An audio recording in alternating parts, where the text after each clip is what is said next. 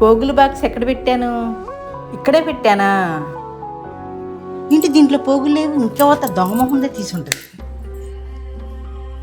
ఏమే దీంట్లో పోగులు ఉండాలేవి? ఎక్కడ దాచేసావు? పోగులు తీయడం ఏంటి అత్తమ్మ? నాకేం తెలియదు, నేనేం తీయలేదు. నిజం చెప్పవే. నా రూమ్లోకి నువ్వు తప్పనిచ్చి ఎవరు వస్తారు? మీ రూమ్ లో క్లీన్ చేయడానికి తప్పితే నేను దేనికి రానత్తమ్మ. ఓడడానికి వచ్చావో దొంగతనానికి వచ్చావో ఎవరో తెలుసు. నేను ఉంచుకుని అబద్ధం ఆడుతున్నా అనుకున్నావా? అయినా నా కొడుకు నానాలి లవ్వు కవ్వని ఒక దొంగదాన్ని తెచ్చి ఇంట్లో పెట్టాడు. ఎందుకు అలా అంటున్నారు అత్తమ్మ? మొన్న పండక్కి స్వాతి వచ్చి వెళ్ళింది కదా, తను ఏమన్నా అవసరానికి తీసుకెళ్ళిందేమో అడగండి. ఏంటే నా కూతురు గతిలేదు అనుకుంటున్నావు? దాని మీద నిందేస్తున్నావు. తనకు కావాల్సినంత బంగారం ఇచ్చి పంపించాను. నీలా చేతులు ఒప్పుకొని రాలేదు. ఈ సంగతి ఎంబడినా నా కూతురికి చెప్పాలి.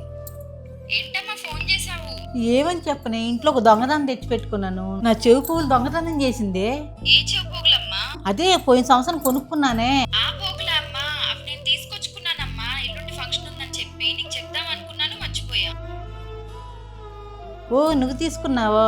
పోనేలే, పోయావని నేను భయపడ్డాను. పాపం అమ్మా, అనవసరంగా వదిన అపార్థం చేసుకున్నావు. అపార్థమా? చూస్తా దొంగలాగా ఉంది అది. అందుకే దాన్ని అనుమానించాను.